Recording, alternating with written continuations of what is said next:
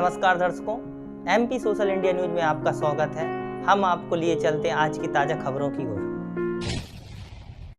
रोज गंगा आरती करने वाले विभू ने नीट में लहराया परचम। 9वीं कक्षा से शुरू की थी तैयारी। देश भर के मेडिकल कॉलेजों में एमबीबीएस और बीडीएस पाठ्यक्रमों में दाखिले के लिए आयोजित होने वाली नीट यूजी परीक्षा के परिणाम घोषित कर दिए गए हैं। राष्ट्रीय परीक्षा एजेंसी द्वारा नीट यूजी रिजल्ट 2023 की घोषणा मंगलवार 13 जून 2023 को की गई। यूपी के बदायूं जिले में रहने वाले विभू उपाध्याय ने नीट परीक्षा पास की है। विभू बचपन से डॉक्टर बनना चाहते थे।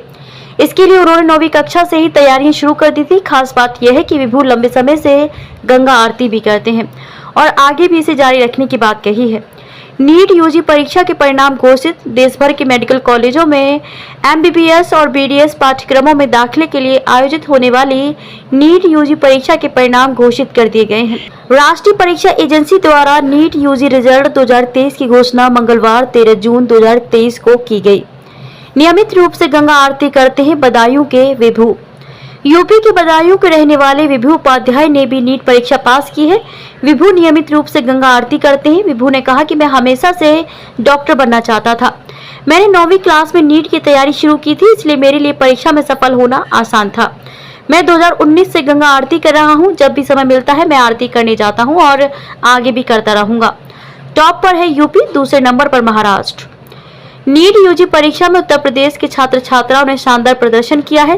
सफल हुए उम्मीदवारों की संख्या उत्तर प्रदेश में सबसे ज्यादा है। इसके बाद दूसरे स्थान पर महाराष्ट्र और तीसरे नंबर पर राजस्थान रहे हैं। टॉप 50 छात्रों की लिस्ट में दिल्ली से 8, राजस्थान से 7, तमिलनाडु से 6, आंध्र प्रदेश से 5, उत्तर प्रदेश से 4, गुजरात से 3 स्टूडेंट्स शामिल हैं। वहीं पश्चिम बंगाल और महाराष्ट्र से 3-3 और पंजाब से 2-2 छात्र हैं। कर्नाटक, बिहार, उड़ीसा और एक केरल से है।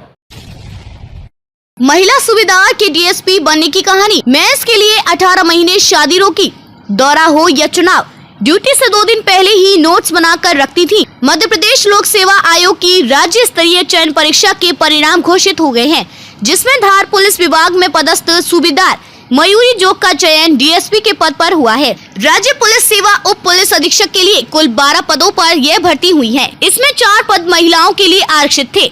सूबेदार मयूरी जोग का डीएसपी की भर्ती में प्रदेश में 8वें स्थान पर चयन हुआ है।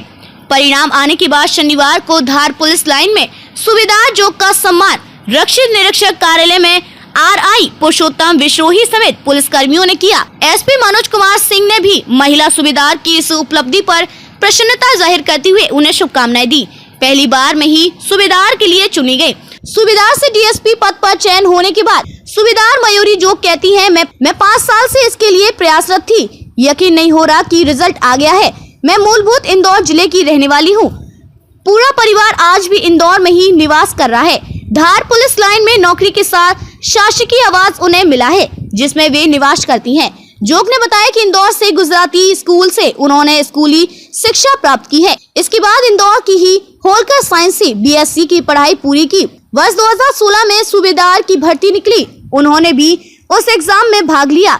रिजल्ट आया तो चयन सूबेदार के पद के लिए हो चुका था।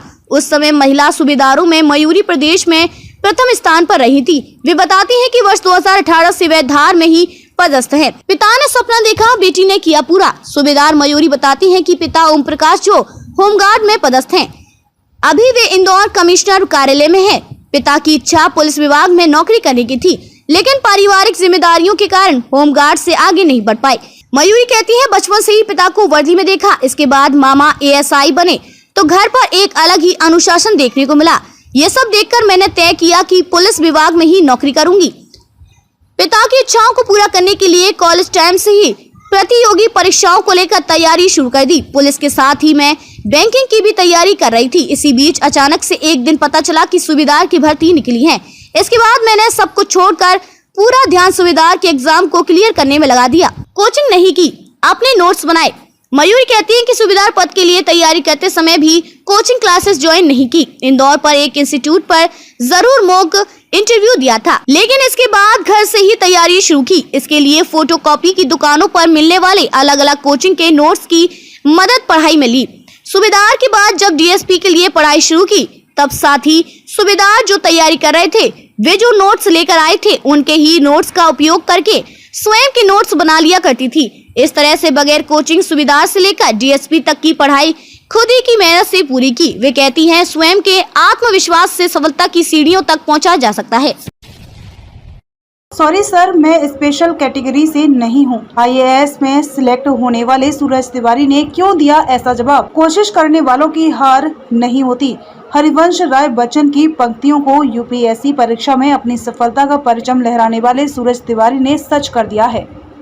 ट्रेन हादसे में दोनों पैर गंवाने वाले सूरज ने यूपीएससी परीक्षा में 917वीं रैंक हासिल की है। इस सफलता के बाद सूरज को हर कोई बधाई देते हुए उनके संघर्ष की कहानी को सच्ची प्रेरित कहानी बता रहा है। अब सूरज तिवारी ने खुलासा करते हुए बताया कि यूपीएससी सिविल सेवा परीक्षा के लिए हुए इंटरव्यू में जब एक अधिकारी ने उससे सवाल किया, जिसका जवाब सुनने के बाद सभी मेंबर सूरज से काफी प्रभावित हुए। सूरज ने किया इंटरव्यू का खुलासा।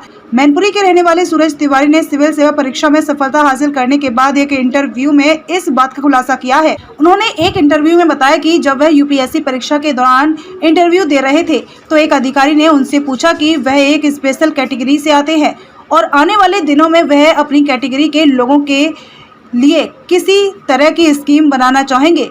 Sorry sir. इसके जवाब में सूरज ने अधिकारी से कहा कि मैं किसी स्पेशल कैटेगरी से नहीं आता, मैं आप ही की तरह हर काम को करने में सक्षम हूं। वहीं सूरज का यह जवाब सुनने के बाद पैनल में मौजूद अधिकारियों ने उनकी जमकर तारीफ की। ट्रेन दुर्घटना में गंवाए थे दोनों पैर। बता दें कि सूरज ने 24 जनवरी 2017 में गाजियाबाद के दादरी में हुए एक ट्रेन दुर्घटना में अपने दोनों पैरों के साथ साथ अपने दाहिने हाथ और बाएं हाथ की 2 उंगलियों को खो दिया था। इसके बाद 4 माह तक अस्पताल में रहे और करीब 3 माह तक बेड रेस्ट किया। इसके बाद भी सूरज ने हार नहीं मानी। दुर्घटना के बाद जेएनयू में लिया प्रवेश। वर्ष 2018 में उन्होंने जेएनयू दिल्ली में नए सिरे से बीए में प्रवेश लिया। वहां से वर्ष 2021 में बीए पास किया और एमए के प्रवेश के लिए बचपन से ही होनहार सूरज तिवारी पढ़ाई के साथ साथ यूपीएससी की तैयारी करते रहे। आज की तमाम खबरों के लिए बस इतना ही। देश दुनिया से जुड़ी हुई खबरों के लिए आप हमारी वेबसाइट www.socialindianews.in पर सर्च कर सकते हैं। साथ ही हमारे YouTube channel social India news पर आप सब्सक्राइब कर सकते हैं, लाइक कर सकते हैं, फॉलो कर सकते हैं। आज की तमाम खबरों के लिए फिलहाल इतना ही। देश दुनिया की नई खबरों में पुनः आपसे होगी मुलाकात। धन्यवाद।